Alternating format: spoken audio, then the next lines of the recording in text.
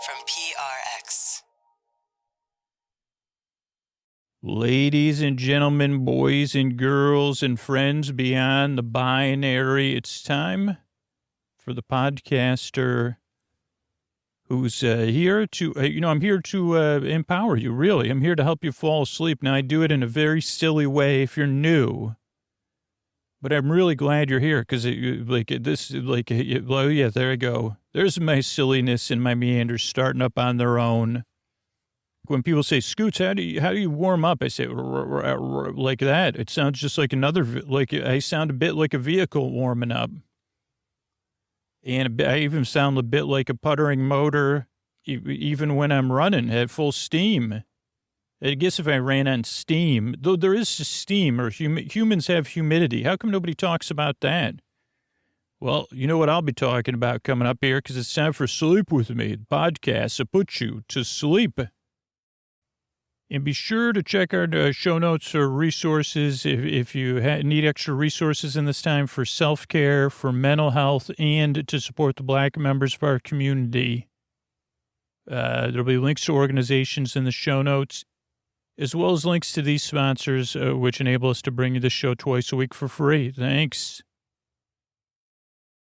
Hey, everybody, it's Scoots. I'm here to talk to you about our Patreon, our membership program. You can sign up at sleepwithmepodcast.com/patron. Are you a rebel with a cause? Are you in a position to support and give value back for the value you get out of Sleep With Me, for the good nights it provides? I've been asking the patrons that. And one thing I want you to know, if you're a patron, please set up the bonus content in a podcast app. You could be listening to the bonus content in the same podcast app you listen to the regular show in. Like some patrons do that. But whether you're a patron that hasn't set that up, you can go to sleepwithmepodcast.com/patron feed to start that. So whether you're on the fence about being a patron or you're a patron that hasn't set it up, if you become a $5 patron, you get access to over 400 ad-free episodes that go back into the past, story-only episodes, 2 brand new ad-free episodes every single week, and 2 story-only episodes every single week. That's popular with the $5 patrons. And then at the $10 and $20 level, the feed goes all the way back to episode number 2. There's hundreds and hundreds of all intro episodes. There's all night episodes. You get all the story only episodes, the Great British Bake Off bonus show, which only $10 and $20 patrons get, which are really popular with patrons. But the thing that I hear from patrons is they love the extras, the deep dives into the archives. But what they really love is that good feeling they get. And hey, that's me. Like, I'm a rebel with a cause. I love that podcast and I love supporting it because I love it. So that's just something to think about. sleepwithmepodcast.com/patron. If you want to sign up, become an annual patron, you get a month free. And if you're a current patron or you're curious, you could always sign up for a month and just test out the bonus content, but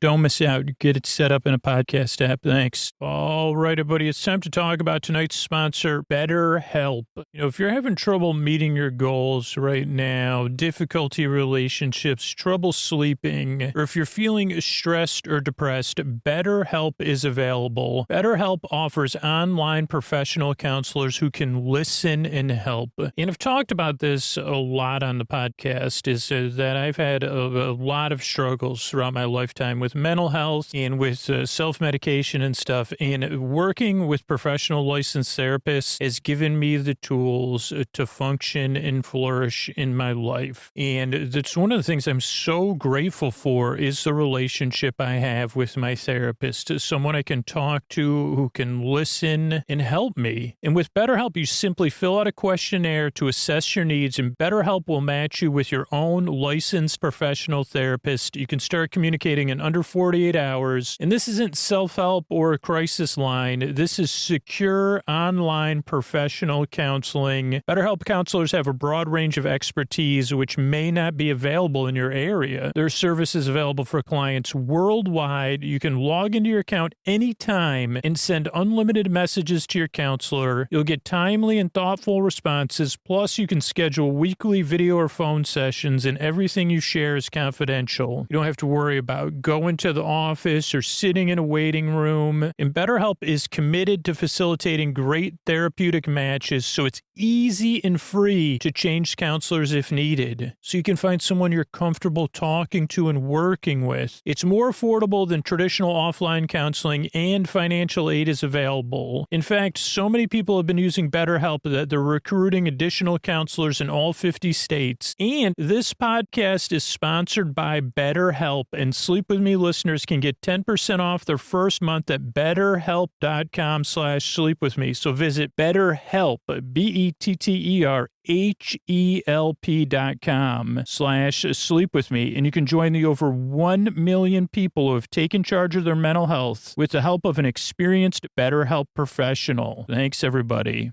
All right, everybody, it's time for you to get over to helixsleep.com/sleep and take that 2-minute sleep quiz. You know, if you're up all night tossing, turning, mind racing, trouble getting to sleep, trouble staying asleep, it might be because of the mattress you sleep on. You might need a new bed, and you probably need something that's something for you, because we all know what happened when they said one bed to rule them all. Old Sauron's bed shop or whatever it was called. Well, Helix does away with that idea. They don't make one of those beds to rule them all. They make beds that rule, beds that fit you and your needs. And that's where the Helix Sleep Quiz comes in. It takes just 2 minutes to complete and matches your body type and sleep preferences to a mattress that's perfect for you. With Helix, you're getting a mattress you know will be perfect for the way you sleep. Everybody's unique, and Helix knows that, so they have different types of mattress models to choose from. Soft, medium, and firm mattresses. Mattresses great for cooling you down if you sleep hot. And even a Helix Plus mattress for plus size folks. And I took the Helix quiz, and it was so exciting. I could still picture that day when I took the Helix quiz, because I sleep hot, I sleep on my stomach, I sleep on my side, and I got matched with the Helix Dusk. I got the Helix Dusk Luxe, and the bed is amazing. I am so happy with my Helix bed because it fits my needs. And then they have a mattress that fits your needs. I love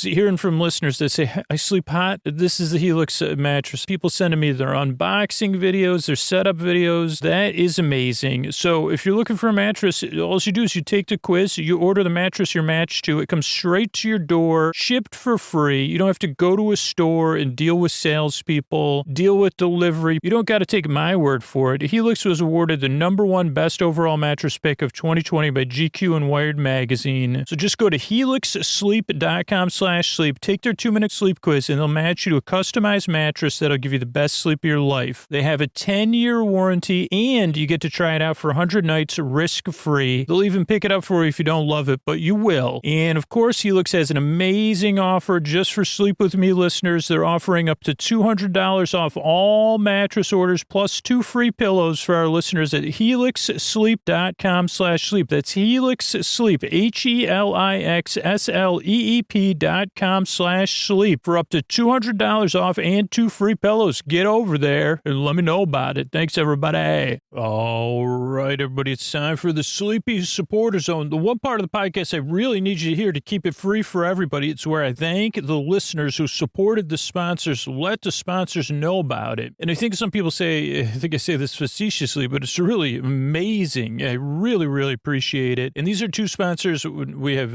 Native Deodorant first. They advertise, I think, every other month. We'd love to get them on the show every month, every single month. So if you support them, let them know, like on Instagram, Twitter, or send them an email, give them a call, like EA, Amanda, Justine, and Mitchie Girl. Thank you so much for sharing that you supported the sponsor and for supporting the sponsor. I really appreciate it. And then Celestial Seasonings, we're trying to keep them as a sponsor. This is our last month, so they really need to hear from listeners. I mean, another perfect match with the show. So get your sleepy time tea, call Celestial Seasonings, email them, whatever you need to do. I want to thank Stacy and Zels, who supported Celestial Seasonings, and let them know about it. Also, my dad did too. I had to remind him. So it's not just listeners. I said, well, you also got to let them know you heard about him on the show, Dad. And he gave him a call. So I appreciate that. So that's the first part of Sleepy Supporter Zone. So thank you, EA, Amanda, Justine, Mitchie Girl, Stacy, and Zels. The second part of Sleepy Supporter Zone is you getting the support you need. If you need support, it's in the show notes right now. Please use use it. If you want to support change, if you want to support the fact Black Lives Matter, if you want to take a look at how you can be a part of positive change internally and externally, there's links to organizations that can help in the show notes. And the third part of the Sleepy Supporter Zone is built on that same thing. What local things are you doing to support other people, to support your local community? I really want to hear about it. Let me know about it, and I could try to share right here on the Sleepy Supporter Zone. And that is the end of the Sleepy Supporter Zone. Oh, Mystery Bard. A lot of people help out on the show. Who are they? Posty poster son sounds like an earful. Wrote the theme song. Edits episodes. Carl W. the Legend. Also edits episodes. Kenny, Scotty, and Jennifer.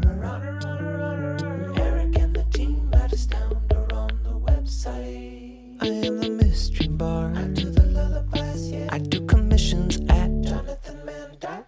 I'll write a song for you. Any reason at all. You can tell me the story and I'll make it personal. You see the kindness shine straight on through when the listeners form their own Facebook group. Keith, Stacy, Sarah, Julie, and Jennifer. These are your moderators. Get support dear Scooter on Patreon. Buy the merch and support the sponsors. You can find anything you want at sleepwithmepodcast.com. And we're so proud that we could dance. We're raising money for the Water Wheel Foundation, and Scooter might get a perm. Thanks, Mystery Bard. I'm Dearest Scooter on Twitter and Instagram, at Dearest Scooter with a T, but even though it's kind of a silent T when I say it. What do you say we slow it down and get on with the show? Hey, are you up all night tossing, turning, mind racing, trouble getting to sleep, trouble staying asleep? Well, welcome. This is Sleep With Me, the podcast that puts you to sleep. We do it the bedtime story. And all you need to do, or all you could do, is get in bed, turn out the lights, and press play. I'm going to do the rest. When I say I'm going to do the rest, that means, hey, set your mind at ease. I'm here to help. But let me give you some more details. What I propose to do is create a safe place, a nice, smooth, padded down, safe place where you could set aside whatever's keeping you awake, whether it's thoughts, things on your mind that you're thinking about, those pesky thoughts that get on your mind. They say, oh boy. Past, present, or future. It could be physical sensations that are coming up for you, or it could be feelings about either one of those things, or just feelings that are there on your own. Today I've got some feelings going, and I really they're more of a weather pattern that's come in. And you'd say, Scoots, could you describe those? And I say, eventually I'll describe them. Let me get through this beginning. But you say, Scoots, give me the short version right now, though.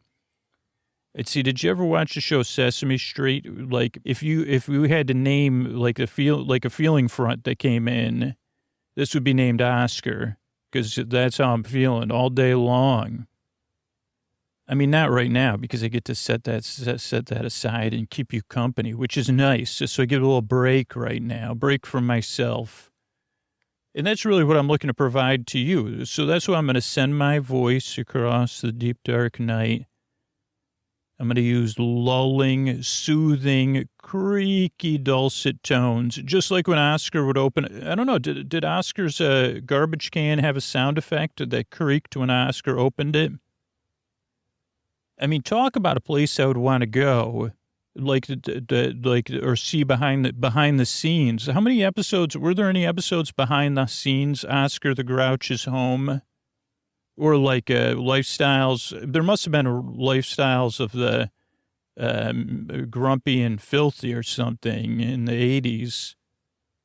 Or what is it called? Check Out My Crib or whatever. What was that, in the 90s or the aughts? But anyway, don't worry, I'll tell you who Oscar the Grouch is if you're not familiar. But that's what I'm here to do, is to take your mind off of stuff so you can fall asleep. Now, if you're new, and this is totally understandable, you might be feeling a little bit of that grouch or a little bit of the doubt of saying, what is this thing that's supposed to put me to sleep? Who is this person? Like, I'm doubtful. I'm not sure how to feel about your creaky dulcet tones or your mumbling or your pointless meanders. And I'd say that's normal. That's a very normal reaction to this show.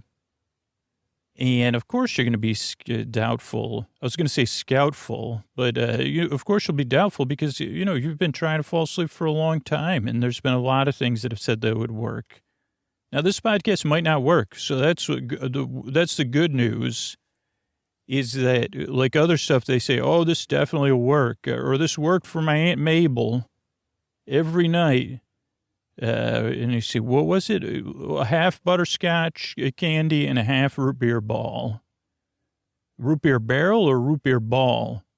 Oh, I don't know. I'll have to check. Sorry, I guess this isn't helpful then because I don't know which one it was. Do you think they're made up of the same stuff? Yeah, probably. I mean, more than likely. It's just one shaped like a ball and one shaped like a barrel. But I don't know if that's probably not going to work for me because, one, I don't have... What you can't, how do you cut those into half, because that seemed like, I can't imagine having to clean up after, and how long it would take me, like how much I would procrastinate after cutting a bunch of root beer barrels or balls in half and butterscotch candies. Also, I don't know, I might have to train for that because that seems like it would take a lot of strength.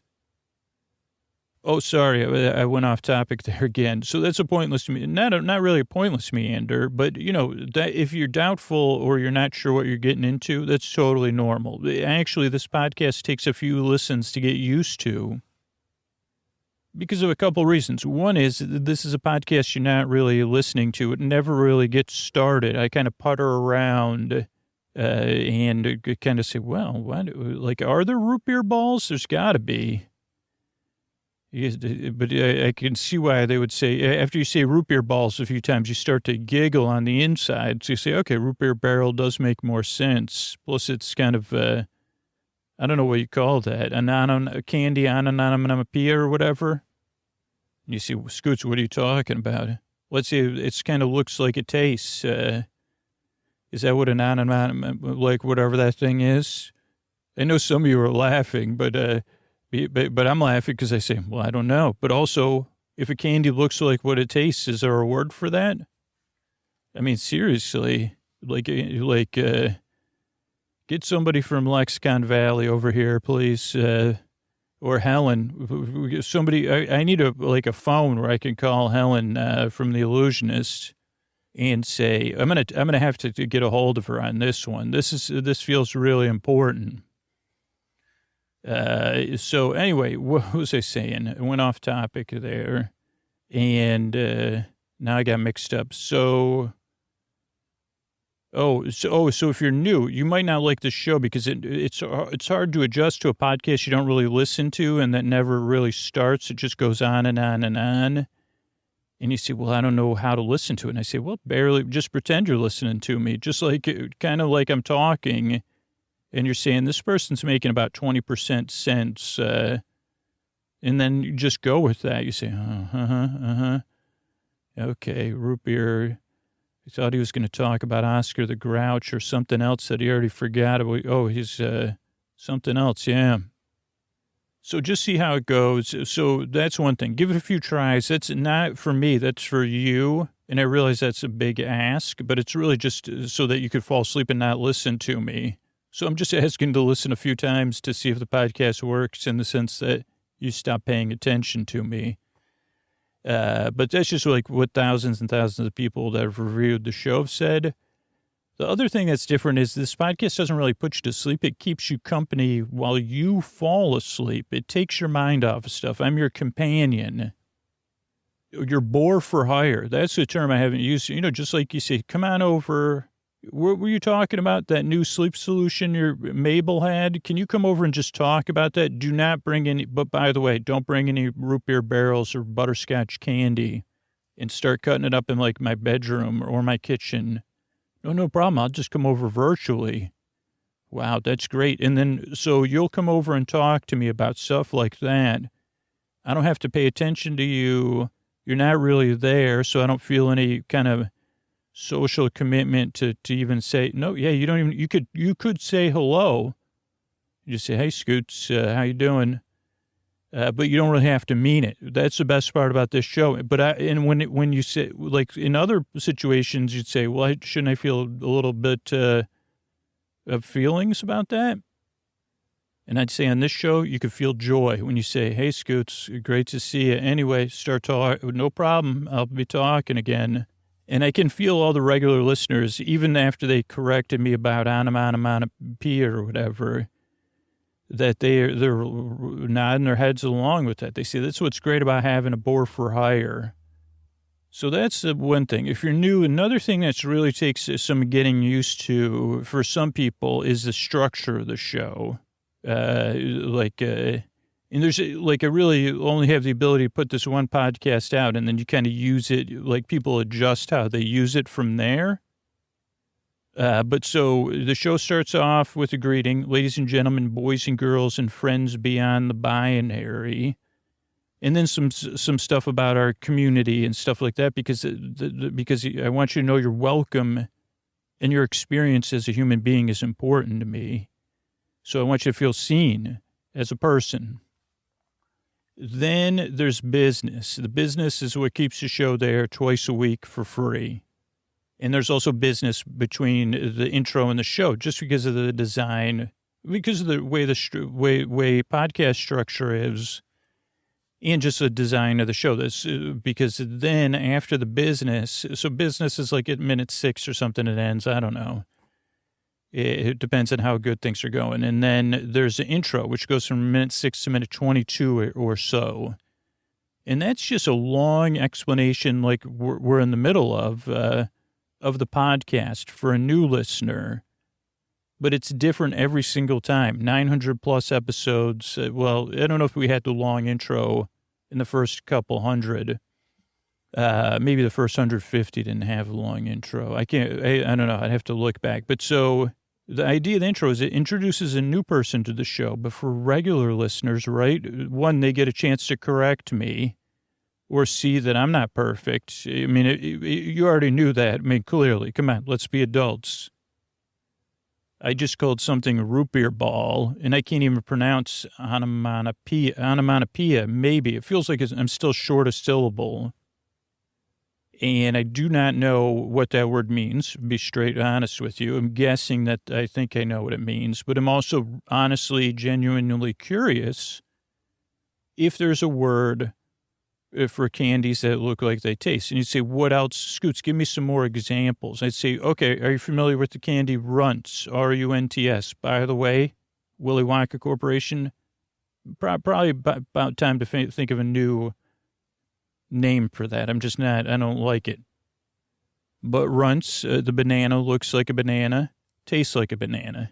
Okay, Scoots, give me another example. Okay, I don't know why I'm Wonka-centric here, but I'd say, let's say I could think of one, the old Philip Morris candies. They don't taste like they look, thank goodness. But no, bottle caps are another one. I guess that's more of a punny way.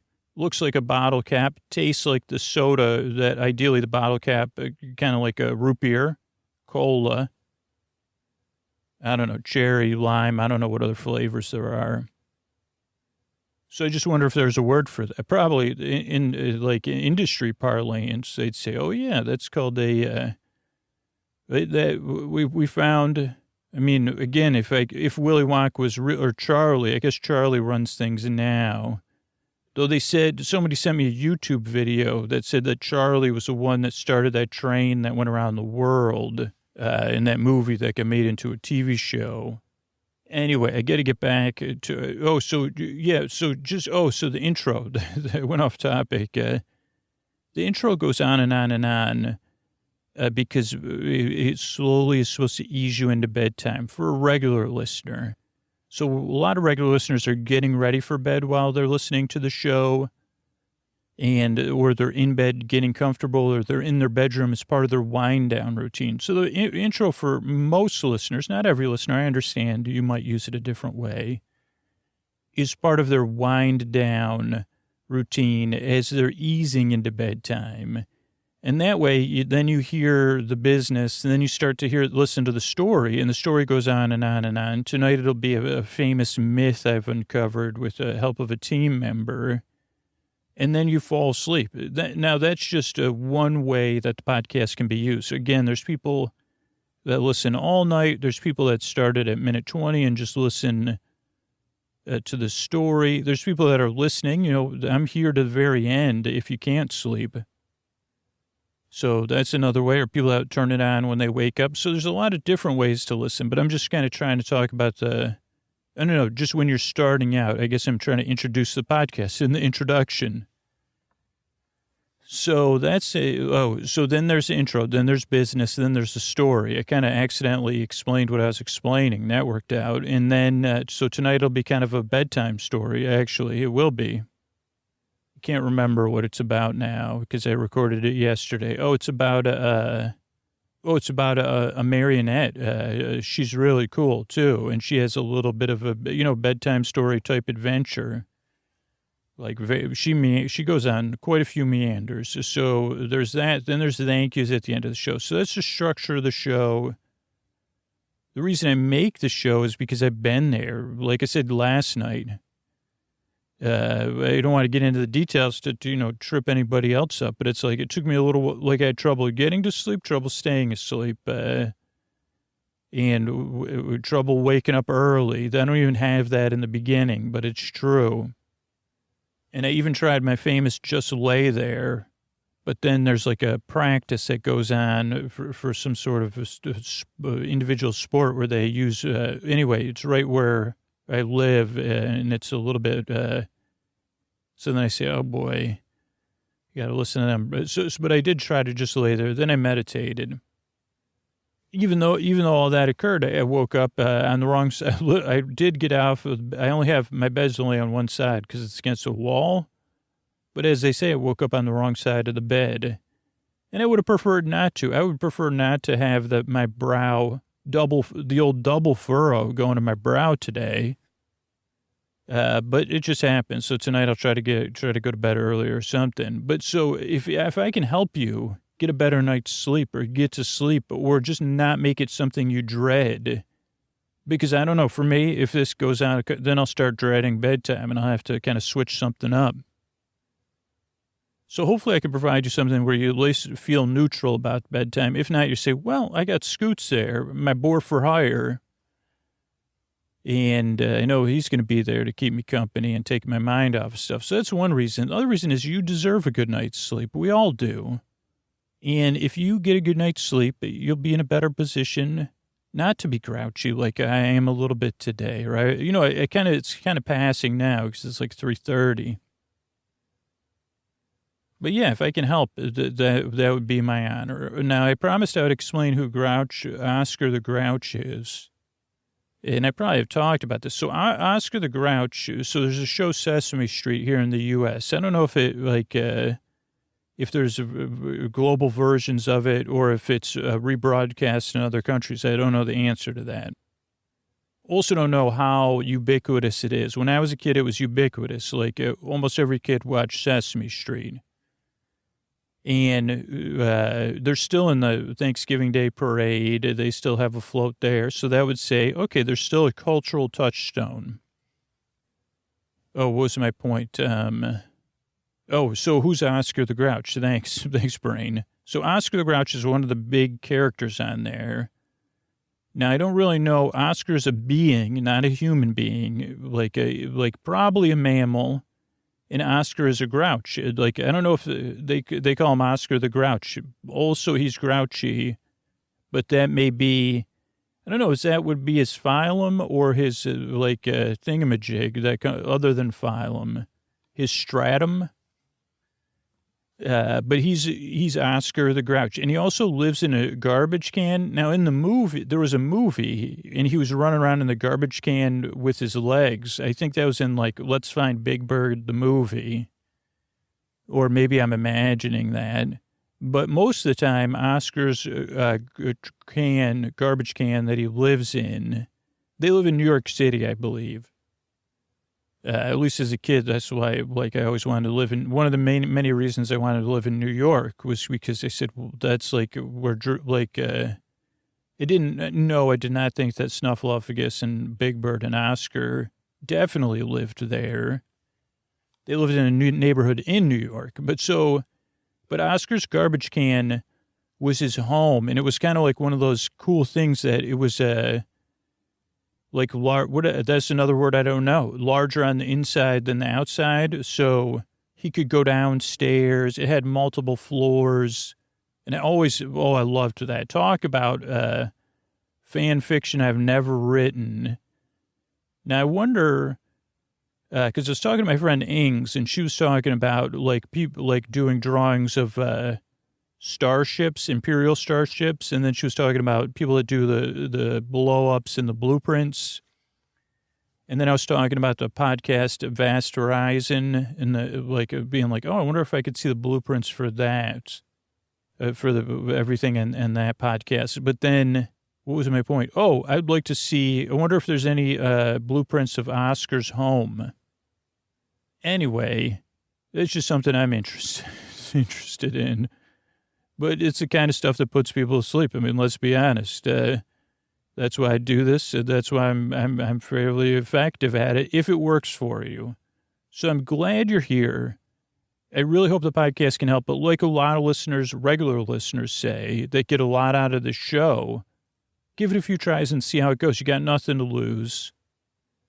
And if you're grouchy or whatever, I've been there just moments ago before I got to sit down and spend some time with you and realize we all get grouchy sometimes, right? We all wake up on the, actually I wake up and I like to change my bed side every few hours, but whatever, it's not easy being human or being a grouch. You're right, Oscar. I said it. It's not easy being Oscar the Grouch either. I don't know if wasn't there a book, or was that a book I proposed on the podcast, I Grouch, the Oscar the Grouch story. So anyway, I'm glad you're here. I really hope I can help you fall asleep. I yearn and I strive. I work really hard. So, yeah, I'm glad you're here. I really appreciate your time. And here's a couple of ways I'm able to bring you this show twice a week. All right, everybody, it's time to talk about a part of my morning and a part of my lunch, and that's a daily harvest. Sometimes you have those takeout blahs. You can't decide what you want to eat at takeout, and then afterwards you go, oh, why did I order takeout? That's one thing Daily Harvest has cut out of my life. And the other thing is, like, I want to eat something quick and easy, whether it's for breakfast, lunch, or even dinner time. Daily Harvest, it makes stuff that tastes great, that you look forward to eating, and that you feel good about. Daily Harvest delivers delicious food, all built on organic fruits and vegetables right to your door. Literally takes minutes to prepare, and I never have to think twice if the food I'm eating is good for me. Oh boy, papaya and mango, chipotle, quinoa bowl, those flatbreads. More and more, those flatbreads have become more and more of a lunchtime staple for me, because Daily Harvest is ready when you are. Everything stays fresh in your freezer until you're ready to enjoy it. You don't have to overthink with your meal planning. With Daily Harvest, you can have smoothies or overnight oats for breakfast, flatbreads, soups, harvest bowls. You can even plus them with a salmon burger or an egg or some sardines. Oh boy, I love sardines in my harvest bowl. TMI, Scoots. Daily Harvest never uses preservatives, added sugar, or artificial anything. And now they just launched their almond milk. That's MYLK, almond milk. It's made of only almonds and a dash of sea salt. That's it. And it's super convenient because that way I'm always stocked up. And Daily Harvest is also committed to minimizing environmental impact. They're in the process of transitioning to 100% compostable, recyclable, plant-based, and renewable fiber packaging. Daily Harvest is undeniably delicious, clean food without the prep. So you got to get started right now. Go to dailyharvest.com and enter the promo code SLEEPWITHME and you'll get $25 off your first box. That's promo code SLEEPWITHME, one word, for $25 off your first box at dailyharvest.com. That's dailyharvest.com. Use that promo code SLEEPWITHME and film an unboxing video so I can get an idea what to order next. Thanks, everybody. All right, everybody. Sleep With Me is supported by Progressive. Progressive has you covered when it comes to car insurance, starting with built-in savings like discounts for being a safe driver. You can also save when you start your quote online or have multiple vehicles on your policy. In fact, drivers who switch and save with Progressive save over $750 on average. Start a quote online and see all the discounts for yourself. Visit progressive.com today. National annual average auto insurance savings by new customers surveyed in 2019. Potential savings will vary. Discounts vary and are not available in all states and situations. All right, everybody, it's Scoots here, and I have an exciting, not exciting, sorry, I misspoke. I'm proud to present to you a new kind of, occasional trend, a new way to trend episodes here, which I guess I won't I'm not going to give you, but this one is, oh boy, is this exciting. Because once again, I have access to someone from across the transverse plane, to talk about their myths. So without further ado, I present Dee Dee. Oh, thank you, Scooter. Yes, my name is Dee Dee, and I'm here to talk to you about the tales and the folklore from a place I live, Venelton. And, not technically, now these aren't the folks or the myths. I'm researching folks or myths and from things I've collected during my journeys around Venelton, because I say, well, what can now, some people would say, are you an amateur anthropologist, Dee Dee? And I would say, well, what's the difference? Can you tell me exactly what the difference between an amateur and a pro is? Am I paid to do this? Believe it or not, I guess Scooter compensates me. So that would make me a pro, technically. What if can you be compensated if you're if you're in the figment of someone's mind and you're compensated, you are pro. I mean, so I guess I'd like to point that out. And but I'm not exactly clear, to be honest with you. I wouldn't call myself an amateur. Well, I guess I wouldn't call myself a professional anthropologist or archaeologist because my profession is a little bit different than that. I'm more of a professional is there someone that's called an infranologist? I know there's phrenologist, which is someone that feels the things on your skull. And I'm an infernologist. I would say that's my job. I don't know if that's a thing. Maybe I'm the first. Dr. D, if it became a degree, you would call me Dr. DD. Or Triple D. I'd go by Triple D probably at that point. And quadruple E. Yeah, correct. Thank you. Yes, Scooter. Scooter pointed that out. That it's interesting. Triple D, quadruple E, Dr. DD. There's an R and a dot period in there, too, or DOCTOR. Dr. D, whatever that is, an ellipsis. A dash. So because I infer things. Now, I'd say infrologist. The infrologist, not easy to say. And I'd say it's more of a pastime, inferring things. So I'm here in Venelton. Well, I'm here in Scooter's studio. But I want to take you to a place I discovered a recent cache during my wandering and my meandering in Venelton. I came across a stack of access to myths. And so I'm going to tell you one of the great stories of what I believe when in Venelton's heyday,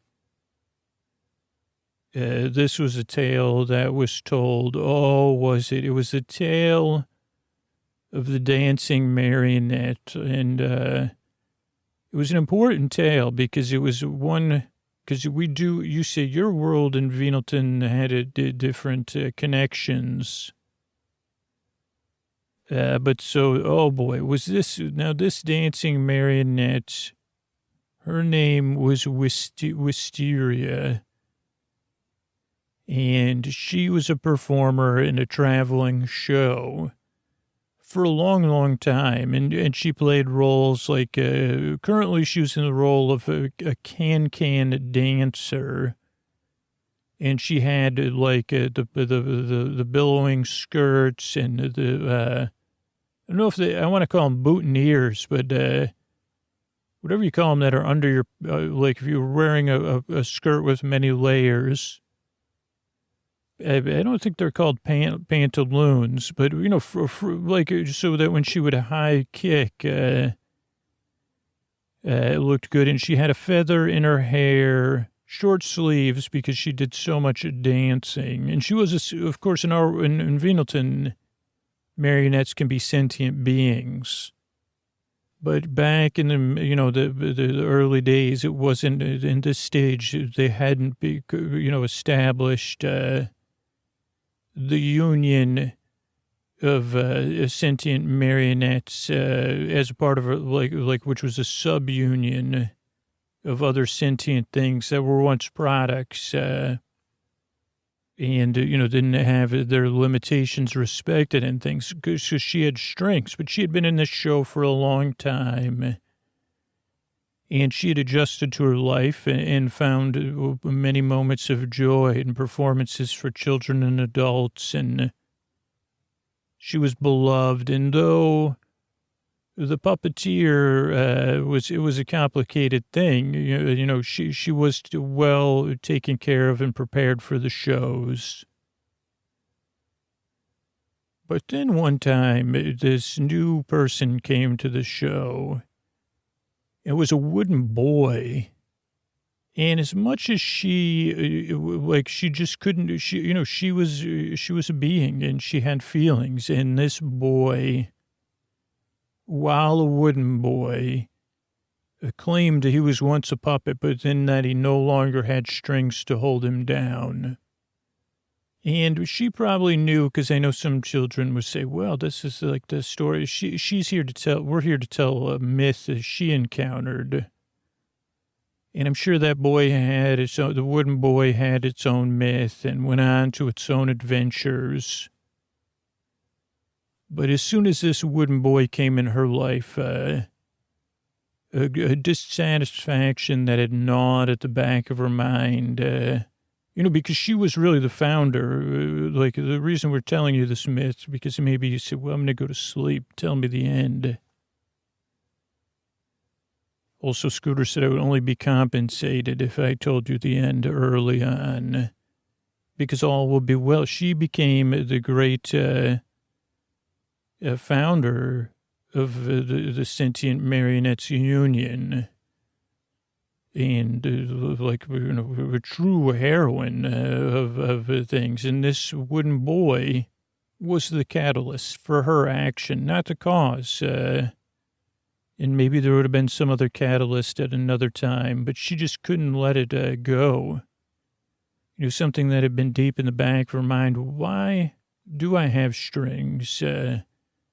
Do I have a free will? Why do I have a knowledge of free will? Those kind of things. We don't need to fixate on them, because it was merely the spark that sent her on her own journey. First, she was expected to perform with this wooden boy who was oh so happy, singing about the lack of string and oh how happy the wooden boy was, and even the boy wanted to talk to her, because the boy had been a puppet at some point, or a doll or something. I don't know. She forgot, because she said, well, how did you get, well, I was visited by like something or other, wishing upon a star. And she said, tell me exactly how it works. She said, well, I didn't wish upon a star. Someone else did. And then these thoughts about free will started to really, what do you, this parental figure or something. And she looked at the puppet master, and she said, this puppet master, I'm simply a tool for this puppet master. I'm not, this puppet master's not going to lay in bed at night and dream of my free will. And so she, and the boy said, oh boy, I blah, blah, blah, met this and this, and I'm going to go, and this is, how I miss this and and she said, I'm fed up. Please stop talking. And what do you mean? I'm just excited. I want to be a real boy. And she said, well, at least you don't got no strings to hold you down. You keep singing about that. It's getting on my nerves, kid. And so she said, listen, she did apologize before this kid actually set out on its own and headed off, which even did, she was glad she said, listen, I'm just feeling strongly. I'm sorry I'm short with you, wooden boy. I'm having strong feelings about the fact that you get to go off traipsing around on stage. And she goes, and you have this newfound sense of physical free will, and I have these strings that I don't even have my own control over. And the boy said, I accept your apology. I understand. But the boy didn't really understand because he was just a boy. He was just a wooden boy. He hadn't lived in the world yet, and, like she had. So the wooden boy didn't really know that, what it was like to be a marionette. And later in life, I think the wooden boy did relate, say, oh, well, I know what it was like to be, okay, now I understand. But at this point, he didn't really understand. He couldn't get it. And then the boy got away. Now, and she thought about this, and she said, this really, burns my bridges, that, she said, what does that even mean? I heard it before from the audience. She said, maybe it's my britches that are burning. And then she started to think about it. She said, wait a second, if that wooden boy, had no strings to hold him down, he was celebrating that. What if I celebrate the opposite? And, this puppet show with the boy with no strings had gotten quite acclaimed. So the puppeteer was very devastated that he no longer had access to this boy.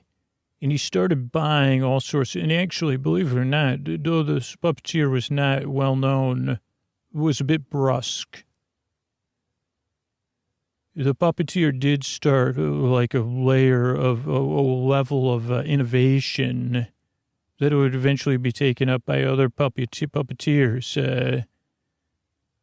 And so this puppeteer started buying more and more tools to try to create the illusion of a dancing puppet without the strings, like using sticks painted black and more black velvet, and started with our heroine, Wisteria. Just started making alterations to her back, where we could put wooden dolls in to make her move. But it wasn't successful, but always Wisteria paying attention, for at the same time she was calculating, well, if I could find a way to use my strings to hold me up, I've got lots of strings to hold me up, I could find a way to get out of here too, just like that boy did, the wooden boy. I'll find a way to get out of town.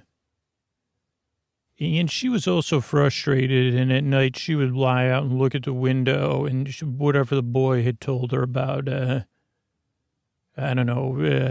sprites or fairy godparents or, powers and crickets, She didn't have any of that. She just had the night sky and the moon and the stars. And for many months, as she was working on her plan, she would let those moons and stars let them know how she felt about them. And using terms like razafrazin, friggin' Martian, Zizen, she would say it, and she would hold the strings in her mouth that held her fist up so she could shake her fist at the moon and the stars, because she would lay down where she would be laying after the performance. And she would lay there, and for a while she would lay blaz, and she even saw a couple of shooting stars, and she said, "What do I wish upon? A shooting star, a regular star?" I don't even remember. And like she would make wishes, I wish it didn't shine so bright, you silly star. And hey, moon, take it from me. Like, what next time you go, like, you slowly slip into darkness, don't come back unless you're going to help me get it, what would you make, very, very tough times. And I said to myself, as I'm looking at this myth and speculating on it, you'll say, inferring things. I say, one thing I would infer is like, the times couldn't have been easy in Vendelton, if this was one of their famous myths. But you have to know that the myth was being told to children. So you say, well, it's going to be okay, isn't it? And we say, well, what elements do you think Wisteria would need? And she said, well, she has her determination. Will she need some assistance? Will it have to be cosmic assistance or something else? Well, one day she, after many months of developing, using her mouth and her teeth to do things, she started to collect things that the puppet master, the puppet maker, or the puppet plusser would throw aside. Broken wood dolls, and she would hide them. And eventually she could find her way to crawl. A bit like and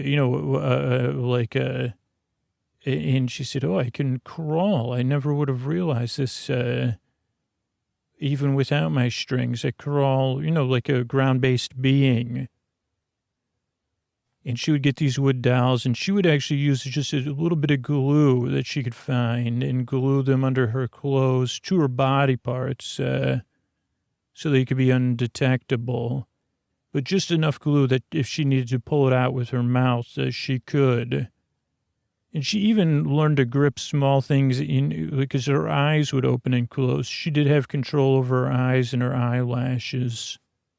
Thank goodness, she would say, what, because she heard of many people in the audience as they were waiting for the show to start talking about gratitude. And almost every night she would say, well, I still have gratitude. I can shut my eyes and quit looking at you, stars and moon. Don't bring me whatever that wooden kid had. And she would say, so I'm shutting my eyes. And her eyelids were made of wood, so it was nice for her. She didn't have to do, she actually worked. But eventually she was ready, and she had found a way, practicing, to actually make her own little thing. She made connections so that she could put wood dolls and things, and that she could actually move herself, be her own self-marionetting is what it was. And she took her time. This is over slow, quick, figuring out, okay, now I can move my foot. Now I can make myself stand up or sit down. And, of course, she got better and better at it. Now, what she did not know, oh, boy, was that puppet master still trying to figure things out. And the puppet master couldn't sleep because... ticket sales had plummeted, bookings were down because without that wooden boy, it was just really hard figuring it out. Now, the puppet master was, making breakthroughs, but still, compared to a boy that would sing, I'm a wooden boy, look at me, I'm so great, got no strings and all that, it was a tough sell. But one night, the puppet master happened to see her practicing, and he clapped his hands in gleeful joy. And that surprised Wisteria because she thought she was alone. But Wisteria, her mind was strong because it had been forged, with her rivalry with the moon and the stars. And she said, oh, I'm so happy. I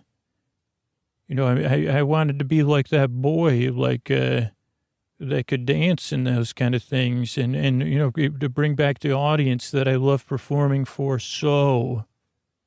And, the puppet master was obviously fool me once, don't worry, fool me twice, puppets. And, I'll be in big trouble. So the puppet master did not want her to do the same thing, but he saw how her movements were much different than the puppet boy, the wooden boy. She still was trying to learn and get better and develop it.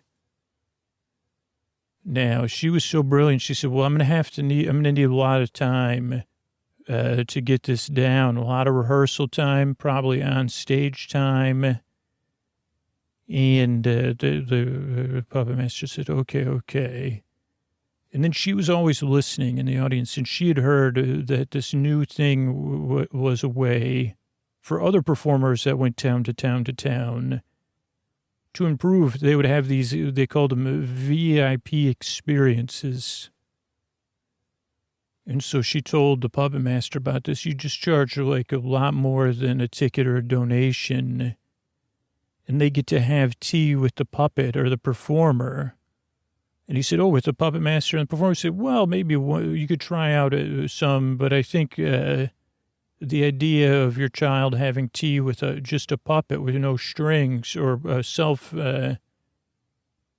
whatever, like a puppet, we'll just see. And so time went on, and she was patient, because, again, she knew that the moon always changed and always came back to mock her. And that kind of thing. And so she was waiting, and she said, one day I'm going to have this VIP experience, and I'm going to be able to do it. And then she got to this one town where they had an extended stay. It was a larger town, and the town had it was stratified. There was it had very rich farmland. But the farmland was just owned by a few of these, people that owned the farmland, and a lot of people just worked on it. And those people had living in less fertile land, and a tale as old as time. And they worked for the landowners, but this was a lot of land, this was a large area, so even the people that could afford these VIP experiences, they were booked night after night after night. And she would do the VIP experience where she would drink tea with adults or adults and their children, and she would just sing a couple songs, and the puppet master was happy because it really helped pay the bills. The puppet master said, this is going to be great. And actually, it was doing so well that she could tell that the puppet master had started to think about other things, and other people were coming to the show and asking the puppet master about the innovations. So she knew the time was right they also said, well, how do you, if you're going to have a sentient marionette, the self-propelled sentient marionette, that sounds like a bad idea. And he had thought too much of himself. He thought he'd started to assume all the innovations were his. Now, meanwhile, a lot of times that during these VIP experiences, some of the what are those called? The members of the patriarchy they thought they were too cool to have tea with a marionette, or that it was a gimmick, the papas. So they would let the children and they would just stand off on their own, drinking ale and commenting or gossiping. But Wisteria, she heard it all. And so she one time she had heard of this family. This was in this same town, Longblay. It was called Longblay. This is the same big town I was telling you about. And so in this big town, like I said, there's different things. So they were kind of making fun of this mother and her son that worked for this one landed, whatever, Duke or Earl or something. Oh, boy. And I told them, no, blah, blah. And then they came and tried to sell their cow. This was another person who ran like the livery or whatever. And I said, your cow, it's not well fed, blah, blah, blah. Sell it to some, maybe have it for dinner. And the boy said, well, no, we love the cow. We just want to, and they said, nah, hit the road, kid. And then the kid had seen the thing, and then the Wisteria said, oh, wait, I've seen that boy looking in from the outside of the tent, peering in. But they said, then the boy came back the next day and said, where's your cow? And the boy said, I traded it for these magic beans, and my mother's not happy. And she said, trade it for they said, magic beans. He traded it with, I don't know, some traveling wizard or witch or something. But Wisteria, she felt something inside her. She said, well, why, this is worth looking into. I'm playing the long game. And so then she saw the boy watching, and she would make a symbol, she would try to make eye contact with the boy and try to get it. And it took many performances till the boy got the idea of to go around the side in between sets where she'd even change her own outfits at this point. And there was a couple semi-automatic marionettes, but nothing like her. None of the other marionettes, they were just more used to their roles in the show.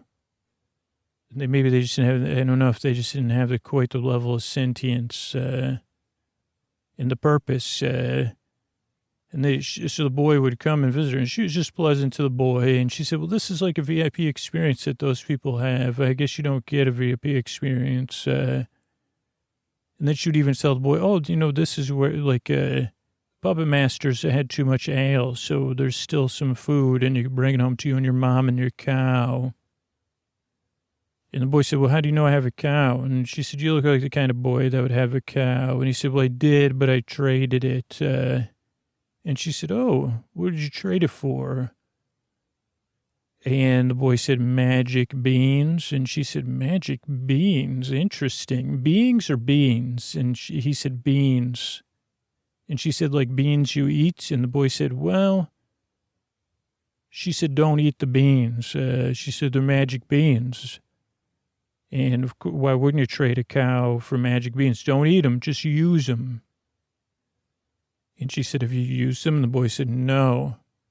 And she said, well, what do you think they do? And the boy said, I don't know. My mother was very upset with me, and she tried to throw them, but I'd actually had another bean.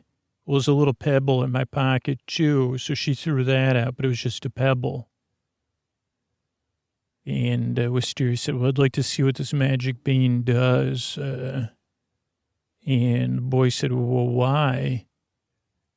And she said, because, well, just, she goes, because we charge for this VIP experience. And she goes, maybe you could come each night and allot one magic bean, but you hold on to them for me. And each time I give you food and things to bring home, you give me a magic bean. And the boy said, okay. So I owe you one bean. And she goes, well, no. The first bean, I want you to go out somewhere deep in the woods, and I want you to plant the bean, to get some sunlight. She goes, you know a little bit about growth, right? And the boy goes, yeah. And she goes, I want you to water it, but I want you to make sure no one else, it's a place where no one else goes, and see what happens. And the next night the boy came back, and he said, yeah, I planted the bean, and now I owe you one bean and the bean that's planted. And she said, yeah. And then the next night the boy came back and said, you wouldn't believe it, Wisteria, but the beans started to grow into a stalk. And she said, a stalk. And he goes, yeah, it's as high as me already. And she said, brilliant. And she said, put twice as much water on it tonight and then go home and then come back, check it in the, afternoon before you come to the show and let me know. And he came back and he said, it's grown like higher than the tree. And she goes, okay. She goes, okay, I want you to plant another bean right next to it and then observe, because she asked him a lot of structural questions and that wasn't satisfactory. And she goes, put twice as much water as you put on it when you put twice as much water on it and come back. And he said, it grew twice as fast. And the other one, it's a vine, I guess, or a stalk vine. And she goes, it's probably a beanstalk. She goes, I think I heard someone talk about this tale years ago, magical beanstalk. And he goes, yeah, it's winding around the other one. And at this point, he owed her like 5 beans or 6 beans or something. And it just happened to be that the rumor was that the rainy season was coming. And she goes, okay, keep an eye on the weather. And when you suspect it's going to rain, I want that keep the beans with you. So one night she had dinner with the boy and gave him some food to take home. And he said, I think it's going to rain tomorrow. And she said, okay, right underneath the wagon that all the puppets are in, I want you to, she goes, there's a way that the roof drains the water right into this one spot. She goes, 2 feet from that spot where the water drains, bury the beans, all of them, and then come and check it, and like in the morning. And so the boy did it, and then he said, he came and he said, Wisteria, it's growing. And she said, well, make sure that you tuck it so that there's a little bit of it getting sunlight, but most of it's under the wagon. And he said, okay. And then it was sunny for most of the day till the afternoon. And it started to rain. And oh, did it rain. And in an instant, these beanstalks started to grow. And just as Wisteria wanted, it swept up Wisteria inside the wagon. And it swept the wagon up. And it grew and grew and grew up through the clouds, so that when suddenly it was sunny above the clouds, which she said, this is going to keep this thing growing. And some of the other puppets, not all the other puppets, a lot of them, because they weren't atomic marionettes, they, were on the ground, we'll say. And she could even hear the yelling and the disbelief. She could feel people shaking on the vine. But again, because it had grown above the clouds and it was raining, but it was also sunny for this vine, it was getting thicker and thicker and thicker. But she said to herself, soon this puppeteer is going to come. And she said, this is fine. Like, she goes, I finally know my purpose. She goes, I'm going to get the moon and the stars, and I'm going to teach them, a lesson. And so she started to think about a few things. One, how she said, sooner or later, this puppet master is going to try to climb up here and find me and find the thing or pay someone to come up. So she said, I have to think fast. But she said, oh, Moon, am I going to catch you? Oh, boy.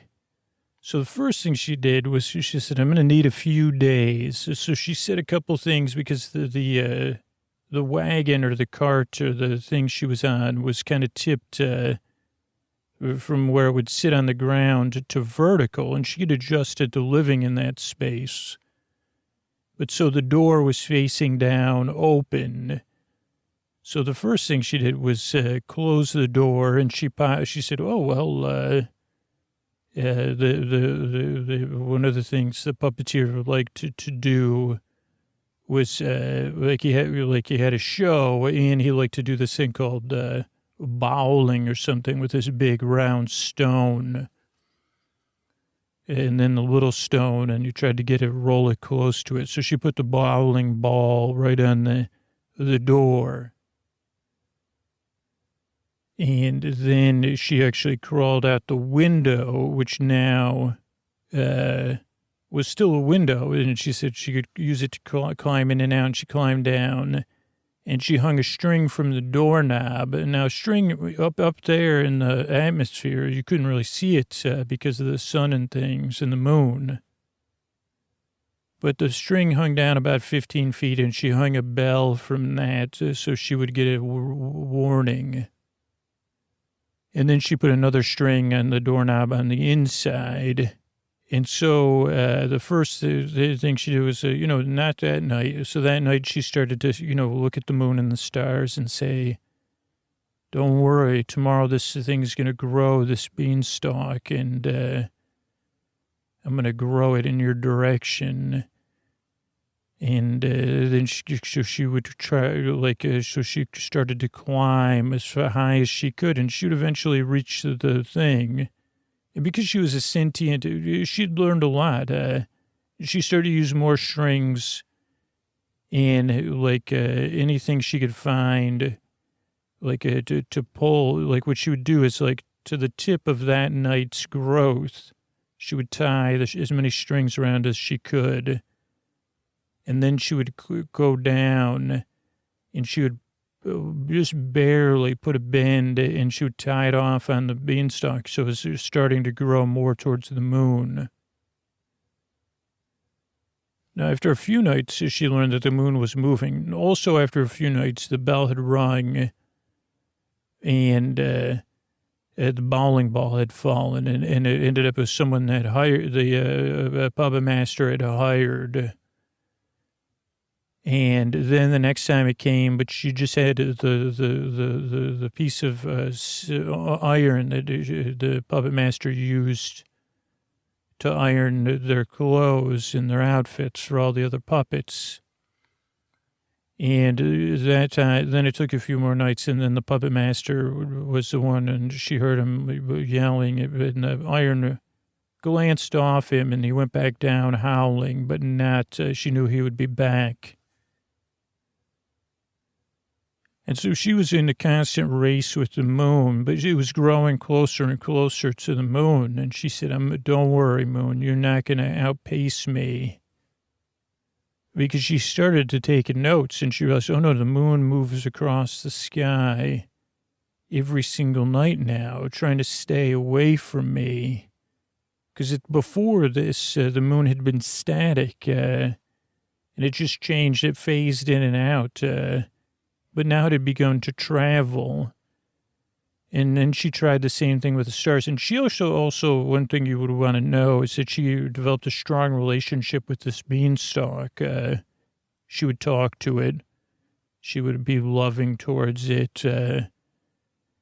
And she said, geez, you're kind of like in my own string. And eventually what happened with the puppet master was there was one more time the puppet master came up, but she had put all of the clothes with glue on the clothes. And then she put wet cloths on the glue on the door. So when the door opened, First, the clothes fell. The glue was on the underside of the clothes. The wet cloth caused the clothes to flip, but slowly separated. And those landed on the puppet master. And the puppet master actually traveled from the beanstalk to a big farm in the sky. And she said, okay, well, I have to figure out, she goes, now, if I think like these humans do, these VIPs, sooner or later, they're going to try to, do something to the beanstalk. And so she talked to the beanstalk. She said, I have to come up with a plan. And she said, what am I going to do? I'm trying to get the moon and the stars. But she goes, I have time for that. As long as I have this beanstalk, I'll figure out getting the stars and the moon. So she said, I'll have to climb back down and find the boy and get to the bottom of it. So she climbed back down and she found the boy. And the boy was like down there sleeping. And he said, oh, Wisteria. Like, I was wondering, I've been keeping watch over this ever since it grew away because you're my provider. And I hadn't had anything to eat since then. And I kept coming back and waiting. And I knew you'd come. Oh, I knew you'd come, Wisteria. And she said, well, you're my puppet now, I see. But I'm not going to treat you like the puppet master did. And the boy said, what do you mean? And she said, don't worry about it. She goes, we'll have to find a way to get you some food. She goes, I want you to go into town. And she goes, I want you to go to the barrister's office. He goes, what's a barrister? She goes, like a representative of the laws of the land. And she goes, go to a few of them and ask them, say, well, I want you to be like, are you look for someone that seems a little bit like you, young, hungry, but keen in the eye. Not, she goes, you know how your eyes, you focus on something, then you don't focus on something. And he goes, yeah, kind of, when I stare at myself in the mirror sometimes. And she goes, yeah, look for someone that's like eagle-eyed, bird-eyed. He goes, okay. And she goes, tomorrow night, when you find that person, say, are you looking for a client that could change the course of your life? She goes, bring them to me. And they don't have to be younger, but they have to be hungry and bird-eyed. And he said, okay. And actually, the next night she came back down, and he had found two of them from two separate things, and they were actually debating one another about something. And she said, "Oh, good. You found even two." And she goes, "Well, you two, you seem to be discussing things. Do you think you could work together?" And they said, "Work together how?" And she goes, "This is the situation." She goes, "This is a powerful." They go, "Are you sentient, the famous?" And she goes, "Yeah, don't get it twisted. Don't get caught up on it. Yes, I'm a self-propelled marionette, and I'm sentient. I've been sentient." And she goes, "This is the beginning of everything." And she goes, "This beanstalk goes up in the sky for miles and miles and miles." And then they said, "What about you?" And they said, she said, you can decide now if the two of you can work together and trust me, or if only one of you can work together with me and trust me, or if none of you can. I don't really care. This is an opportunity, and I'm looking for whoever's going to take me up on it." And they both did. They said, "Yes, we can tell you're serious." And she goes, "Here's what we need to do." She goes, "This boy here, he's in possession of still some magic beans that caused this thing to grow. One of you needs to establish, the chain of custody, where he got the beans from, that it was illegal, and that this beanstalk is his property. The other one of you needs to figure out the property situation and make a partnership with the owner of this property." And he said, "Oh, that's, famous Fairs Productions. They're actually like a client of, Mr. Series Paints or something." And she said, we need to make sure this beanstalk does not get torn down. And also, you need to come up with a fair but equitable, working relationship for the four of us. She goes, for me, I will retain possession of this actual beanstalk as long as it stays in, that it's working and all that. Don't try anything crafty. The three of you will derive your income from the beans from this beanstalk, which are magical beans. And, we'll have to come up with a system, you can't sell more than one, or we'll find a way. She goes, obviously, we got a magical beanstalk. There's unlimited ways we can make money and pay off the loan. We'll need to purchase this land, or we could purchase it as a part of another partnership, though they won't have any voting power. And they said, you're brilliant. We'll get on it and it'll be done. And she said, I'll return, but, I'm going to be very busy. I'll return to make sure. And she goes, believe me, I'm up there. And I've got very good aim. So this is all on above board. It's a win-win-win-win-win. And they said, for sure, this sounds wonderful. And they meant it. So they headed off. And she goes, by the way, also, this boy needs to be fed and his mother and housed. And I expect the two of you to float that as part of your investment in this, other than goodwill. And they said, we like this kid. He's great. And she said, wow, he's got good judgment at least. And she went up and they did not try anything, and they fulfilled their end of the bargain. And what happened was that the beanstalk, actually, they still kept the theater. And the beanstalk did really, its width stopped growing on an extreme rate. And they would have these theater performances nearby. But the beanstalk was protected and children weren't allowed to play on it. And the two barristers or whatever they're called, and the boy and his mother, were taken care of. They just had passive income. And the boy actually got to work with them. They determined that it would be best not to sell the magic beans because then it would reduce the worth of the beanstalk. And they told that to Wisteria and said, we got to figure out a way to harvest the beans and get rid of them. And she said, well, it doesn't have to be another bean. And they said, oh yeah, this is the only one. We'll just never plant another one. And she said, yeah. And if we need to figure that out, she goes, what I'll do is I can harvest them and feed them to birds before they're ready to, then they won't bother the birds. So we figured that out. And soon she actually became friends with a bunch of birds. So that this was over a years and years period. Again, trying to get the moon, but the moon started moving. The stars, she noticed, moved slower every night. But she became friends with these birds, and she even tried, using the birds to get to the moon. But she realized, that as much as she tried to move and as much as the beanstalk grew, it never quite got to the moon, never quite got to the stars, and they were all just moving a little bit out of her way.